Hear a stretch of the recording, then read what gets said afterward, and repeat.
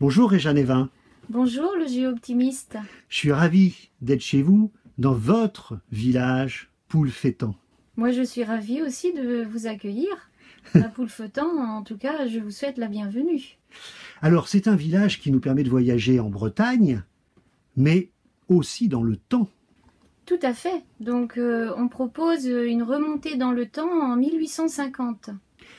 C'est trop difficile de dire tout ce qu'on va trouver ici, mais on va quand même essayer de faire l'inventaire de ce que trouve le visiteur. Une architecture relativement remarquable. Aujourd'hui, Poulfétan est un site unique en Bretagne. Ensuite, dans toutes nos chaumières, nous avons différentes expositions qui retracent justement la vie de l'époque. Et en plus, nous proposons des animations autour des gestes de la vie paysanne. La fabrication du beurre, les lavandières, le broyage de l'ande au cheval, une fabrication de cordes, de la teinture, du filage, du tissage, dégustation de crêpes, de blé noir, de bouillie de millet, repassage de coiffe à l'ancienne. Donc il y a vraiment beaucoup d'activités que nos visiteurs peuvent prendre plaisir à découvrir. Et puis il y a 3 artisans, et c'est pas du bidon. Oui. Ils sont vraiment là et ils travaillent là. Et à l'ancienne. Et ils travaillent à l'ancienne, oui. Nous avons donc Jérôme, notre boulanger. Jérôme, boulanger à Poulfétan. Moi je chauffe qu'au fagot. On met 4 fagots à l'intérieur. La première demi-heure, ce sont des flammes très importantes qui vont chauffer toute la voûte du four. Et la dernière demi-heure, elles, ce sont des braises. Les braises, je les éparpille bien sur toute la sole pour qu'elles puissent bien me chauffer aussi la sole, aussi bien que la voûte. Au départ, ça monte, avant d'enlever les braises, le four il monte au moins à 500, voire un peu plus. Et après, du coup, après le nettoyage, déjà quand on débarrasse la braise avec le rouable, après on passe les couvillons pour le nettoyer. Déjà il a chuté, il est plus qu'à 400 degrés. Mais il est encore trop chaud pour le pain, donc il faut encore faire une pause, c'est-à-dire une petite pause d'une demi-heure pour qu'il arrive à température idéale, ce serait entre 300 et 330.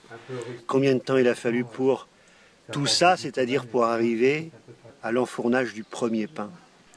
Eh ben, il a fallu venir tôt le matin pour déjà lancer la pâte. En plus, 50% c'est au levain. Donc, il faut venir ici à 1h30, 2h du matin pour lancer la pâte, la laisser reposer, voilà, tout ça. Donc là, fini les pains qui sèchent le soir, fini le pain qui devient tout mou. Là, on a un pain qui se maintient, qui se garde la semaine, comme avant. Nous avons également Ruda, le potier du village. Je m'appelle Ruda, je suis potier à Poulfétan depuis 1992 et c'est de là où j'ai construit mon four à bois que j'utilise encore aujourd'hui. C'est un métier très complexe, technique, très technique, il est physique et il demande aussi une certaine réflexion et aussi une certaine créativité. La poterie, ça devient un art plus ou moins accompli. Je perpétue une tradition. Parce que tout simplement, le travail, les gestes, c'est toujours les mêmes. Et c'est effectivement à ce niveau-là, on peut parler d'une répétition, d'une perpétuation des gestes. D'ailleurs, je me rappelle, il y a un grand maître potier qui s'appelle Bernard Litsch, qui lui, il était toujours fasciné par les poteries de chinois il y a 2000 ans, parce qu'on trouvait les traces des doigts dans les pots. Ça veut dire qu'il y a 2000 ans, il y a quelqu'un qui touchait ça et sa trace des doigts, il était toujours là.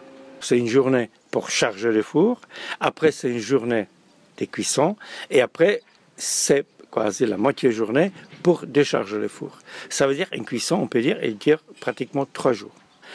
On monte grosso modo à 800-900 degrés, ce qui permet de transformer chimiquement la terre tout en la gardant ouverte, ça veut dire poreuse, pour qu'on puisse l'émailler. Et nous avons Thibaut qui, lui, propose une restauration à l'ancienne.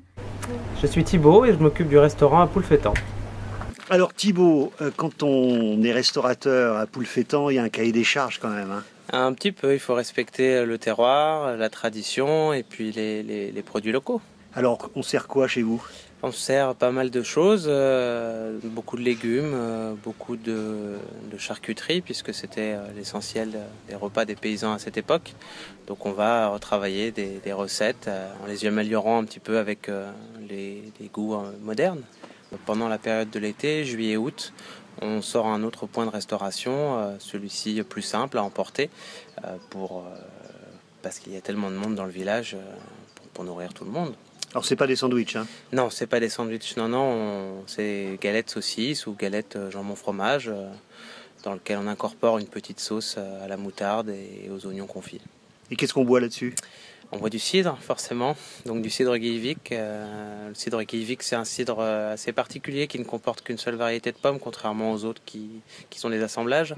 Et c'est plus sur la rondeur, le goût du fruit, et c'est un cidre qui est particulièrement apprécié dans le Morbihan. Alors vraiment, conseil pour les camping-caristes, ne vous précipitez pas ici de manière speed et stressée pour consommer. Non, non, prenez le temps, prenez 1 ou même 2 nuits. Oui. Pour vraiment avoir le bonheur de ce village au réveil. Souvent, nos camping-caristes qui restent là la nuit ont le site pour eux tout seuls, et ça leur permet justement d'aller faire une petite balade dans le terroir, de découvrir des superbes vues au cœur de la vallée du Blavet, ou également de faire les jeux bretons, parce que nous avons 17 jeux traditionnels que l'on propose également à nos visiteurs. Et les adhérents France Passion sont nombreux à venir vous rejoindre. Oui, et nous avons un espace de verdure entouré d'arbres où les personnes ne sont pas en tout cas gênées pour dormir la nuit parce qu'il n'y a aucun bruit, ils sont en pleine nature. Réjeanne, merci beaucoup et à très bientôt. Merci à vous également et à bientôt. Au revoir. Au revoir.